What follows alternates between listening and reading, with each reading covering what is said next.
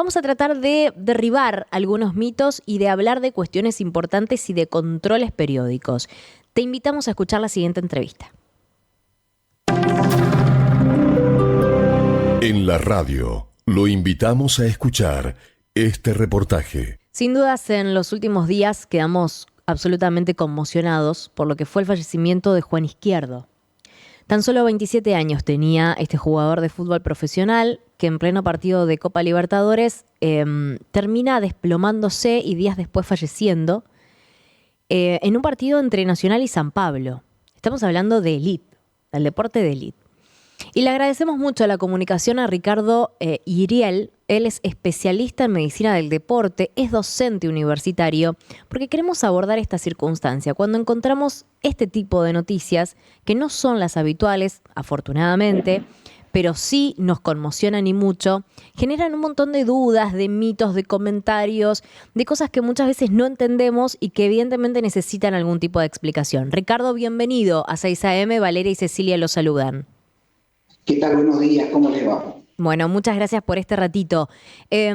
Obviamente que no le vamos a pedir que se referencie directamente al caso de Juan Izquierdo en particular, porque claramente no era un deportista que estaba bajo su control y bajo su órbita, pero sí cómo trabajan primeramente los médicos ligados a los planteles profesionales y ligados al deporte de élite de alto rendimiento.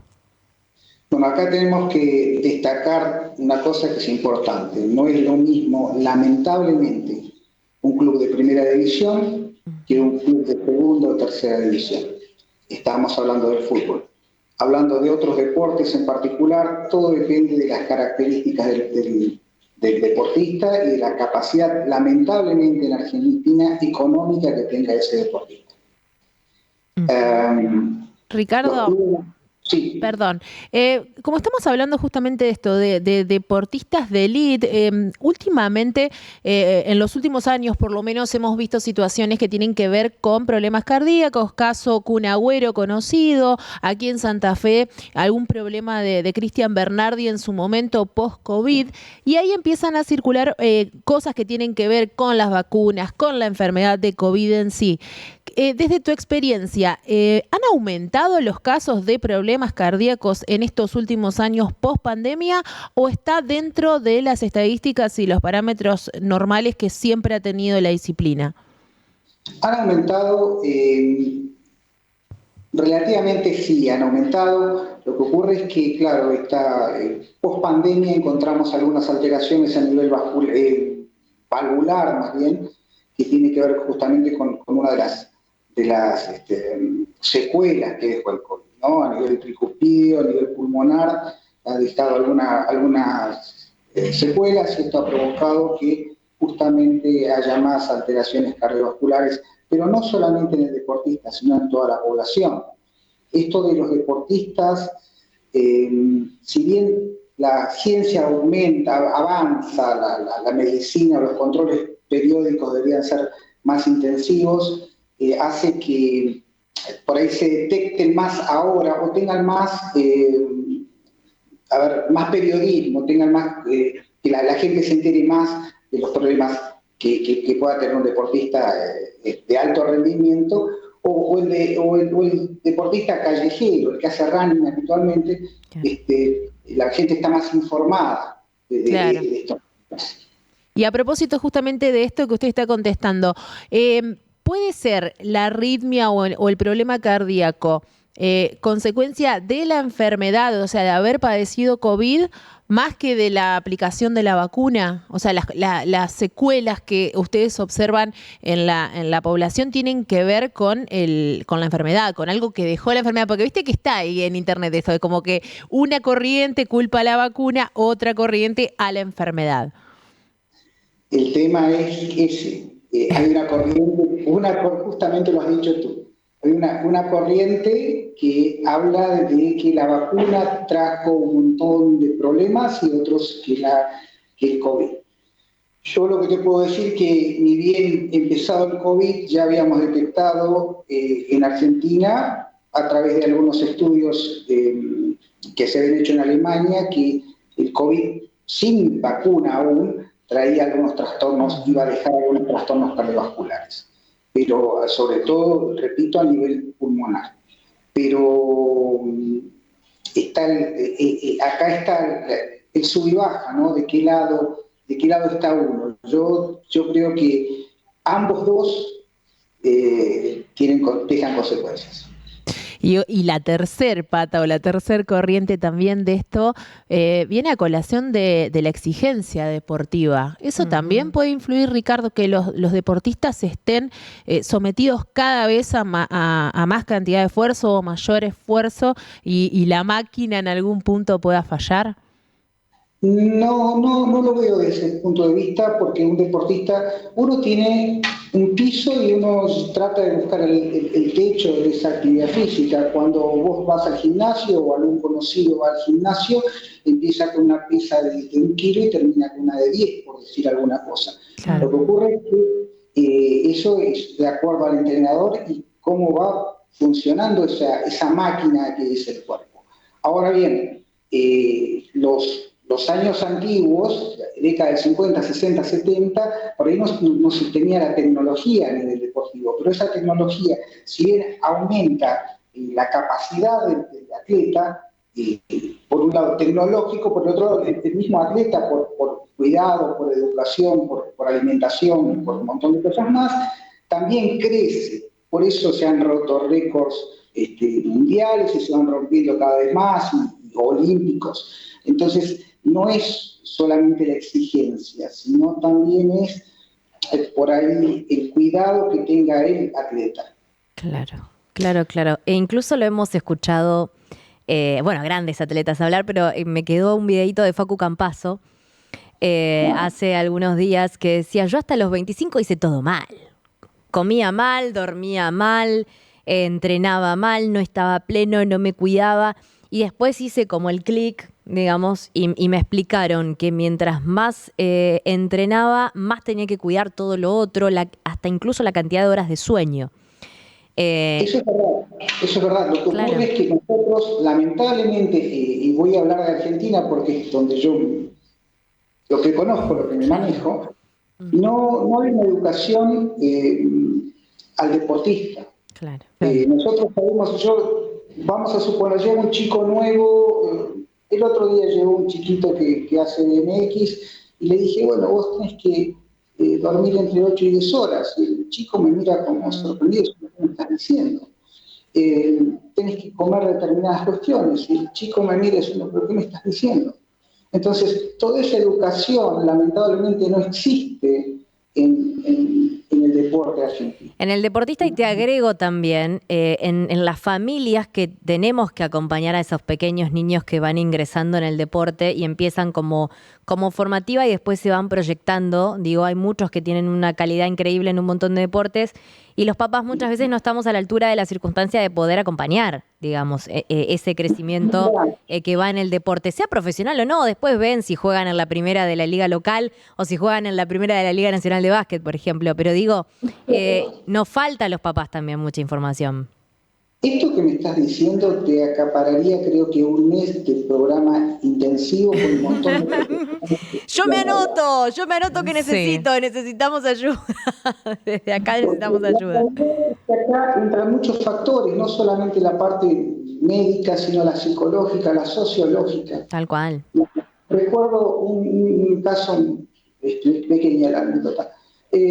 Recuerdo el caso de un chiquito que venía caminando desde unos 5 o 6 kilómetros más o menos a un club donde yo en ese momento estaba trabajando. Y me sorprendía que el papá venía y lo traía con los botines puestos. Todos los días venía a entrenar. Yo estaba en ese momento en el plantel superior y veía que este nene, estoy hablando de un nene de 9, 10 años, venía todos los días con los botines puestos. Entonces le pregunté, mirá, los botines son solamente para la cancha, para que ellos entrenan sintético, Claro. Un sector es que no tengo zapatillas. Claro. Entonces el papá y supongo que la familia tenían puestos en ese chico La esperanza. La esperanza de que este chico creciera económicamente y futbolísticamente. Claro. A ver, groseramente diría, se quieren salvar, dirían muchos, pero la realidad es que no sé si es eso o es que quieren que se salven. También es pertenencias, admiraciones, qué sé yo, construir dentro de muchas veces del club de donde sos hincha. Es como toda una cultura que atraviesa, digamos, el deporte y bueno, por ahí nos lleva a este tipo de presiones que los clubes y las instituciones tienen que trabajar para tratar de bajar, ¿no? Esa presión. Ese es otro gran tema Sí, que lamentablemente no se están cumpliendo a rajatablas estas cuestiones. claro, Hablando de fútbol, no porque este muchacho lamentablemente claro. falleció, jugaba al fútbol. Hoy decía que de acuerdo que al club hay controles y es real, lamentablemente un club de élite tiene muchos controles o casi todos los controles y un club Ujú. de la cancha no los tiene. Y si nos vamos a los planteles de juveniles e inferiores o de otros deportes, No con un existe. simple acto médico alcanza para que puedan competir. Y hay otra cosa particular también. Viene el papá y te dice, no, pero mi hijo es sano, Claro. necesita un acto físico. Sí, sí, se No, protesta no, hasta con los controles de las Sí. asociaciones, ¿viste? La asociación te llama para control y te dice, no, ¿para qué le voy a llevar? Estoy 3 horas ahí con el médico. Y es es Sí. cierto, es importante, cierto. es importante. Pero Ricardo, sí. eso pasa en todos los aspectos, ¿eh? Porque cuando uno va a un gimnasio y uno va al gimnasio donde no le piden el acto físico, porque hay gimnasios aún en el día de la fecha que no piden el acto físico. Sí, Y uno entra a la universidad y viene, me ha pasado, que yo, doctor, mire, mi hijo va a la facultad, pero va a estudiar historia, le puede firmar el acto físico. Y la realidad es que la gente no sabe, porque piensan, perdón, el acto físico piensan que es un acto administrativo. Y la realidad es que es buscar patologías dentro de la población, y eso la gente no se da cuenta, que es un gran screening para poder detectar distintas patologías a nivel Global, ciudadano. claro. A nivel ciudad. Ricardo, te consulto. Estábamos hablando de, bueno, casos en el deporte del primer nivel. Se supone que hay controles, que hay buenos controles y que a los jugadores se le hace todo tipo de estudios. ¿Qué cosas no se pueden detectar en estos estudios previos? O sea, puede ser que alguien, un jugador, tenga un problema cardíaco o demás y no salga en el estudio.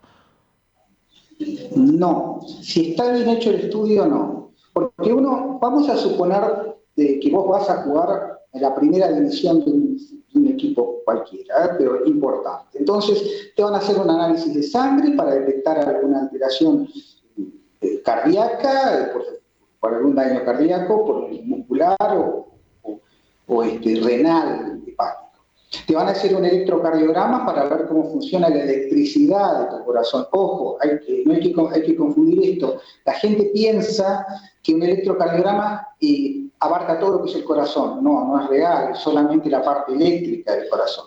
Después hay que hacer un holter, hay que hacer una ergometría, ujú, hay que hacer un ecodoppler cardíaco.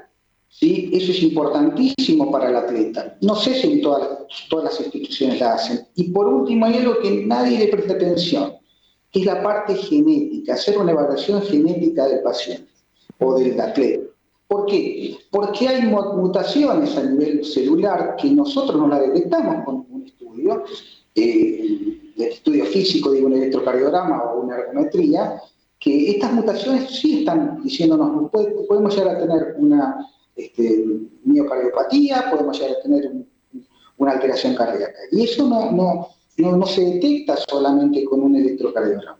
Y lo que ocurre es que hay que invertir en la salud, hay que claro, invertir en la salud del deportista. Y eso mucho a veces, por eso decía yo al principio, cuesta. los clubes de primera división, de grande elite, tienen la capacidad, pero el club de la C o de un regional no tiene la capacidad económica para hacerlo. Tal Y cual. sinceramente, desde AFA, me hago responsable de lo que digo, desde AFA no se tiene mucho cuidado con respecto al chico que ingresa hoy a jugar al fútbol en una quinta división de un club de segunda o tercera categoría. Tal cual. Pero no es solamente AFA, ¿eh? Son todas las No, asociaciones.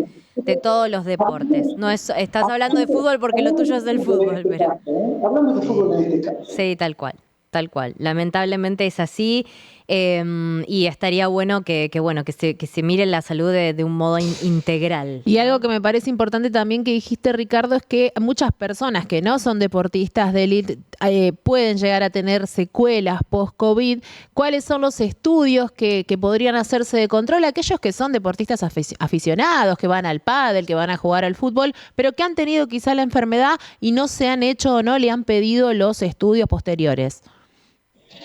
Primero, fundamental, es hacer un análisis de sangre, hacer un ecodoppler cardíaco, un Holter, una ergometría, ¿sí? Y algo que no se usa, que la gente no conoce mucho, que es el volumen de oxígeno, el volumen VO2 max, el volumen de oxígeno máximo, que es la capacidad que tiene la persona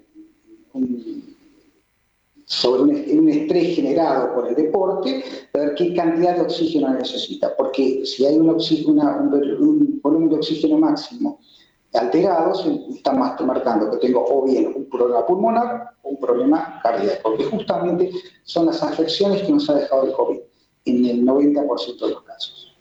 Completísimo, Ricardo, gracias, te exprimimos. Te preguntamos de todo. Te preguntamos de todo. Un beso grande, muchas gracias.